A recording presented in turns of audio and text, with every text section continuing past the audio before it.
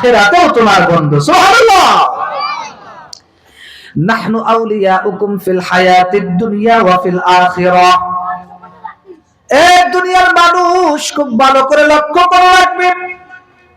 ফেরেশতারা ডাক দেয়া কয় আমরা দুনিয়াতেও বন্ধু, আখিরাতেও তোমার বন্ধু। ফিল হায়াতিদ দুনিয়া ওয়া ফিল আখিরাহ ওয়া লাকুম ফিহা মা তাশতাহি আনফুসুকুম ওয়া লাকুম ফিহা মা তাদউন। আমার আল্লাহ বলেন ওয়া লাকুম ফিহা মা তাশতাহি, তোমাদের জন্য ওখানে রয়েছে যা চাইবা তাই। সুবহানাল্লাহ কয় না? ফেরেশতারা ডাক দেয় আল্লাহর বান্দা জান্নাতি মানুষ, ওখানে তোমার জন্য তুমি যা চাইবা তাই ওখানে রয়েছে, টেনশন করিও না। সেজন্য দুনিয়াতে দেখবেন কিছু মানুষ মৃত্যুর সময় মুস্কি হাসে, ঠিক কিনা কম? কথা বলেন না কেন?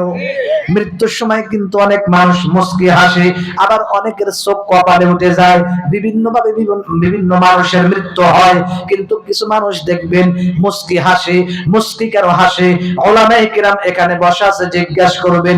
কারণ মুস্কি হাসার কারণ হলো জান্নাতের চিত্র, জান্নাতের দৃশ্য ওই ব্যক্তিদেরকে আমার আল্লাহ ফেরেশতাদের মাধ্যমে দেখায়া দেয়। যেমন কিতাবের মধ্যে আছে হযরত সুমাইয়া রাদিয়াল্লাহু তাআলা আনহা, উনাকে যখন নিষ্ঠুর আবু জাহেল বলল মারিয়া যখন তাকে শহীদ করে দিল, হযরত সুমাইয়া রাদিয়াল্লাহু তাআলা আনহার বন্ধুরা আমার লজ্জা স্থানের মধ্যে যখন বন্ধুরা আবার বলল, এখানে তো তার চিৎকার করে কান্নাকাটি করার কথা। বিশ্বাস করেন বল্লমটা মানতে দেরি হযরত সুমাইয়া রাদিয়াল্লাহু তাআলা আনহা জান্নাতের দৃশ্য, জান্নাতের সুগন্ধ নাকে আসতে দেরি হয় নাই। সুমাইয়াকে ডাক দিয়ে বলে আবু জাহেল, সুমাইয়া রে তুই কি পাগল হয়ে গেলি? মানুষকে আঘাত করলে চিৎকার করে কান্দে, বিভিন্ন ভাবে কান্নাকাটি করে, তোকে যে আঘাতটা করছে তোর তো কান্নাকাটি করে করে একেবারে ক্লান্ত হয়ে যাওয়ার কথা, বেহুশ হয়ে যাওয়ার কথা, কিন্তু দেখতেছি না। সুমাইয়া রে তুই তো দেখি আবার উল্টাটা, আমার মুস্কি হাসস, কারণটা কি? বললাম মারার আগে সুমাইয়াকে ডাক দিয়ে বলেছিল, সুমাইয়া রে এখনো সুযোগ আছে, ঈমান ছেড়ে দাও। সুমাইয়া ডাক দিয়া বলে এ নিষ্ঠুর আবু জাহেল, দুনিয়ার ভিতরে বহু কিছু আছে, ওইগুলা হাতে নেওয়ার পরে, আদান প্রদান করার পরে, টাকা হাওলাত নেওয়ার পরে, ঋণ নেওয়ার পরে, লেনদেন করার পরে ওইটা আবার আদান প্রদান করা যায়, কিন্তু ঈমান এমন একটা জিনিস, এটা হলো শরীরের চামড়ার মতো, চামড়া যেমন গায়ের থেকে খোলা সম্ভব না। আমি সুমাইয়া যেই আল্লাহর একাত্মবাদের ঈমানকে আমি সুমাইয়া যেই আল্লাহর উপরে ঈমান এনেছি, আমার জীবন যাইতে পারে, আমি সুমাইয়া ঈমান ছাড়ব না। সুমাইয়াকে ডাক দিয়া বলে ঠিক আছে বুঝছি, এবার মজাটা টের পাইবা। সুমাইয়া রাদিয়াল্লাহু তাআলা আনহাকে এবার নিষ্ঠুর আবু জাহেল বল্লম মারল। নাউজুবিল্লাহ কোন লজ্জাস্থানের মধ্যে বল্লম মারার পর এবার সুমাইয়া তো কান্না দূরের কথা, বেহুশ হওয়া দূরের কথা, সুমাইয়া মুস্কি মুস্কি হাসে। এই পৃথিবীর মালিক যিনি, জপ তার নিশিদিনী, ওরে ভালো যদি বাসো তুমি তাকেই ভালোবাসো, কার লাগিয়া কান্দো তুমি, কার লাগিয়া হাসো। ভাইরা আমার, বন্ধুগণ আমার, খুব ভালো করে লক্ষ্য করবেন। এ পর্দার আলের আম্মা জান, মহিলা প্যান্ডেলের মধ্যে বৈশা বৈশা গল্প করলে হবে না রে মা, গভীর মনোযোগ দিয়ে শোনা লাগবে।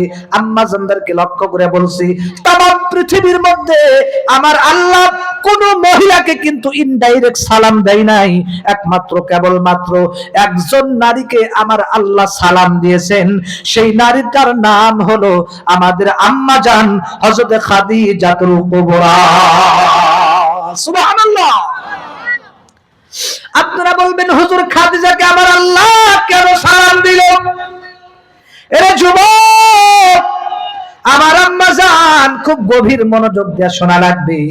হযরত খাদিজাতুল কুবরাকে আমার আল্লাহ ইনডাইরেক্ট কেন সালাম দিলেন, এর কারণটা কি জানা দরকার আছে না নাই? আরো আসতে বলেন, জানা দরকার আছে না নাই? আম্মা জান, মা বোনেরা বিশেষ করে খুব লক্ষ্য করিয়া শোনেন, আপনাদেরকে লক্ষ্য করিয়া বলছি, শুধু বৈশা বৈশা গল্প কইরেন না, শুধু বাদাম বোট খায়েন না, এই কথাটা খেয়াল করিয়া শোনেন। আমার সময় একেবারে অল্প। হযরত খাদিজাতুল কুবরাকে আমার আল্লাহ সালাম জানানোর পিছনে দুইটা কারণ আছে, দুইটা কারণ। উলামায়ে কিরাম এখানে বসে আছেন।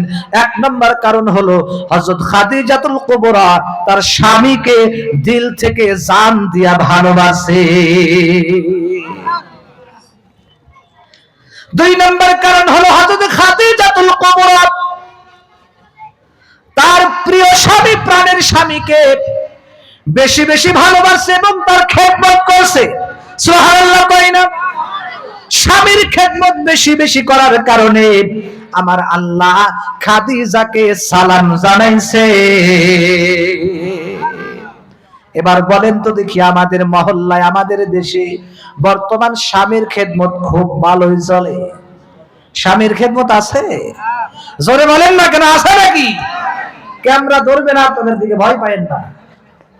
অনেকেই ভাবতেছে যদি ভাত বন্ধ করে দেয়, জোরে যে বলবো নাই।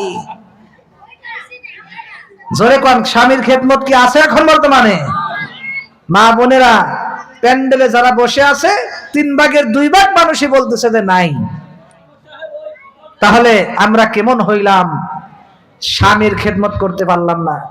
অনেকেই বলে কি জানেন, স্বামীর তো এরকম হওয়া লাগবে। স্বামী যদি আবু জাহেল হয় তাহলে কেমন হবে? আছে না নাই? যদি রসুলের ইতিহাস শোনান তাকে, যে দেখো তারা কি স্বামীর খেদমত করছে, কত ভালো ছিল। কিছু মহিলা আছে দেখবেন বলে, টাস করে বলে ওঠে যে তারা স্বামীও খুব ভালো ছিল, 1 নম্বর স্বামী, আপনার মতো এত ব্যাসাই ছিল না। আপনি তো কথায় কথায় মারেন, তর্ক করেন, রাগ করেন, চোখ গরম করেন। আরে মা বোন, আপনাকে বলছি, আপনার স্বামী যতই খারাপ হোক, আবু জাহেলের মতো তো খারাপ না, ঠিক কিনা কর? ফিরাউনের মতো তো এত খারাপ না। ফিরাউন হযরত আসিয়াকে অনেক শাস্তি দিছে, কিন্তু আসিয়া, মা আসিয়া কোনদিন স্বামীর সাথে বেয়াদবি করে নাই। আসিয়ার স্বামীর নাম কি? আরে ইন্টারন্যাশনাল হারামজাদা ফিরাউন। ইন্টারন্যাশনাল হারামজাদা, এর নাম কি? ফিরাউন। আল্লাহ এমন ভাবে পছলাইছে, ওর নাম হিন্দু বন্ধু রাখে না। রাখে? দেখছেন কোন হিন্দু নাম রাখছে ছেলের নাম ফিরাউন? নমরুদ রাখছে কেউ? রাখে নাই। আল্লাহ পছায় দিছে একেবারে। আল্লাহ হেফাজত করুক, জোরে কোন আমিন। যাকে অধিক যাব না, আমার মূল আলোচনা বুঝাইতে চাই। সেজন্য মা বোনদেরকে বলবো, আমরা আজকের থেকে প্রতিজ্ঞা করি, স্বামী যেমন কে না হয়, যে সাইজের হোক, যেমনই হোক, আপনার খেদমত আপনি করবেন, ঠিক রাখুন।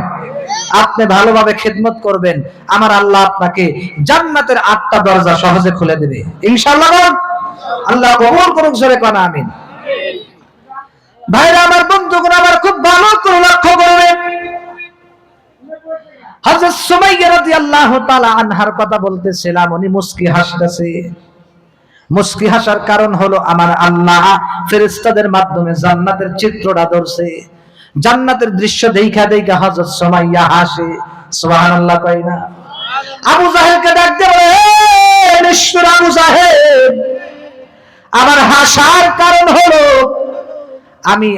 আমি সুমাইয়া এই জন্যই হাসতেছি, জান্নাতের সুঘ্রাণ আমার আছে, আমি আসিয়ার মধ্যে চলতেছে। এবার ফিরাউন, এবার আবু জাহেল চমকে উঠছে, হায় হায়, তাহলে আমি করলামটা কি? এই যে এত কিছু মানে দৃশ্য দেখার পরেও এই শয়তান আবু জাহেল এর পরেও ঈমান আনে নাই। ঈমান আনছে? জোরে বলেন, ঈমান আনছে? আনে নাই। কারণ কোরআনে কারীমের মধ্যে 20 নম্বর পারা, 20 হাফেজে কোরআন শরীফের 11 নম্বর পৃষ্ঠা, 20 নম্বর পারায় আছে, আল্লাহ বলেন, ইন্নাকা লা তাহদি মান আহবাবতা ওয়ালাকিন্নাল্লাহা ইয়াহদি মান ইয়াশা। আল্লাহ ডাক দিয়ে বলে, দুনিয়ার মানুষ, আল্লাহর পয়গম্বরকে আমার আল্লাহ উল্লেখ করিয়া বলতেছে, ইন্নাকা, হে আমার হাবিব, ইন্নাকা লা তাহদি, নিশ্চয় আপনি যাকে ভালোবাসেন, ইন্নাকা লা তাহদি মান আহবাবতা, আপনি যাকে ভালোবাসেন, লা তাহদি, ইচ্ছা করলে আপনি তাকে হিদায়াত দিতে পারবেন না। সুবহানাল্লাহ কয় না? ওয়ালাকিন্নাল্লাহ ইয়াহদি মান ইয়াশা, শুধুমাত্র কেবলমাত্র আমি আল্লাহ যারে হেদায়াত দেব, একমাত্র ওই ব্যক্তিটাই হেদায়াত পাবে। সেজন্য হেদায়েতের মালিক একমাত্র কে বলেন? আরো জোরে বলেন, হেদায়েতের মালিক কে? এই আয়াতটা নাজিল হয়েছে আমার বন্ধুরা, খুব খেয়াল করে লক্ষ্য করবেন। হযরত পয়গম্বরের চাচা, আপন চাচা আবু তালেব, আপনারা নাম শুনছেন নি? আবু তালেবের পরিপ্রেক্ষিতে এই আয়াতটা আমার আল্লাহ নাজিল করছেন। পয়গম্বর আবু তালেব যখন ইন্তেকালের সময় হয়ে গেল, ইন্তেকালের সময় যখন ঘনিয়ে আসলো, আসার সাথে সাথে পয়গম্বর আবু তালেবের বাড়িতে আসলেন। সারাটা জিন্দেগি আমার পয়গম্বরকে আবু তালেব অনেক ভালোবাসে, এমনকি তার সন্তানের চাইতে আমার পয়গম্বরকে আবু তালেব বেশি ভালোবাসে। কেন কেন কেন ভালোবাসার কারণ হলো, কারণ এটার কারণ একমাত্র আমার আল্লাহই ভালো জানে।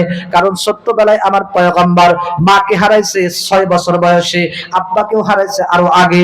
দুনিয়াতে আসার আগে আমার পয়গম্বরের আব্বাকে শিশুকালে হারাইছে। 6 বছর বয়সে আমার পয়গম্বর মাকে হারাইছে। ভাইরা আমার, বন্ধুগণ আমার পয়গম্বর ছোট্টবেলায় একেবারে 6 বছর বয়সে এতিম, মায়ের আদর পাই নাই, আব্বার আদর পাই নাই। ওই মুহূর্তে আবু তালেবকে, আমার মনে হয় আমি যেটা কল্পনা করলাম, আমার আল্লাহ হয়তো আবু তালেবের মধ্যে মা বাপ যে ভালোবাসাটা বাসত, ওই ভালোবাসার মহব্বতটা আবু তালেবের মধ্যে আমার আল্লাহ ঢুকায় দিয়েছে। ঠিক কি বলেন ভাইরা আমার, বন্ধুগণ আমার পয়গম্বর এইভাবে এতিমের মতো একা একা করে, হঠাৎ করে একদিন এলাকার মধ্যে বিভিন্ন ছেলেরা আসরের পরে খেলাধুলা করে, যেমন আমাদের বাচ্চারা প্রতিদিন খেলাধুলা করে, এরকম ভাবে ওই এলাকার মধ্যে কুরাইশ বংশের বাচ্চারা ছেলেরা আসরের পরে খেলাধুলা করতেছে। খেলতে খেলতে এক পর্যায়ে আল্লাহর পয়গম্বর একদিন ছোট্টবেলায় ওই খেলা দেখার জন্য আসরের পরে গেল। আসরের পরে যাওয়ার পরে সুন্দর করে খেলা দেখলেন, কারোর সাথে ঝগড়া নাই, কারোর সাথে কোনো কথা নাই, সুন্দর করে খেলা দেখতেছে। খেলা দেখার পর যখন মাগরিবের সময় ঘনিয়ে আসলো, মাগরিবের সময় যখন ঘনিয়ে আসলো, এবার দেখা গেল বাচ্চাদের অনেকের বাবা আয়েশা, অনেকের মা এসে সন্তানদেরকে কোলের মধ্যে নিয়ে 2 গালের মধ্যে চুমা খায়া প্রত্যেকের বাড়ির মধ্যে নিয়ে যাচ্ছে। কিন্তু শেষ পর্যন্ত এক এক করে সবাইকে যখন নিয়ে গেল, এবার শেষ পর্যায়ে আমার পয়গম্বরকে নেওয়ার জন্য কেউ আসে না। আমার পয়গম্বর চোখের পানি ছাইড়া দিয়ে কাঁদতেছে, আর মনে মনে বলতেছে, হায় রে, আমার কি মাও নাই, আব্বাও নাই। এইগুলা বলে বলে আমার পয়গম্বর কাঁদতেছে, চোখের পানি ছাইড়া দিয়ে কাঁদতেছে। আমার ভাইরা খুব খেয়াল করে লক্ষ্য করেন, কেমন এতিম নবীর আমরা উম্মত হইলাম, কেমন দামি নবীর আমরা উম্মত হইলাম। পয়গম্বর রাতের অন্ধকারে একা একা আছে।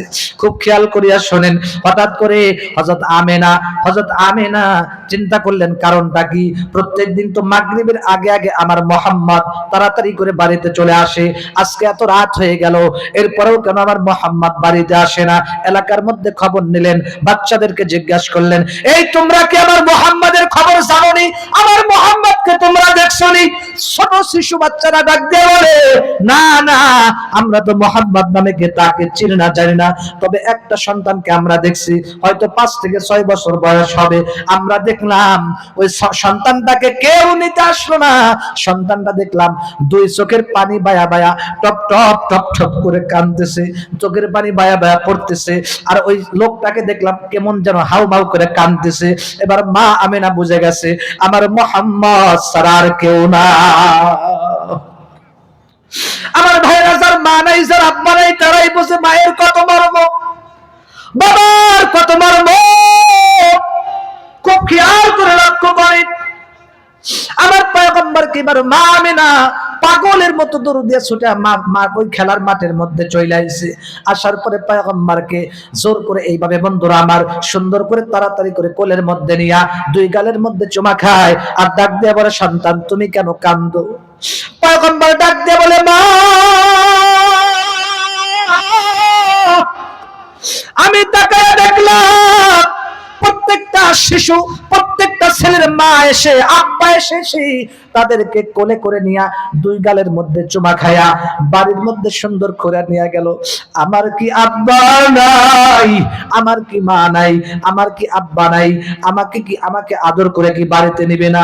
হযরত মা আমেনা ডাক দিয়ে বলে, এর সন্তান, তোমার আব্বা তো দুনিয়াতে নাই, দুনিয়াতে তুমি আসার আগে তোমার আব্বাকে তো আল্লাহ দুনিয়া থেকে আগে থেকে নিয়ে গেছে। আমার পয়গম্বর কত দামি পয়গম্বর! আমার পয়গম্বর যখন উনি ইস্তেঞ্জা করতেন, টয়লেট করতেন, দুনিয়ার মানুষ যখন টয়লেট করে, বাথরুম করে, ইস্তেঞ্জা করে, টয়লেট দিয়া গন্ধ না সগিরান বলেন,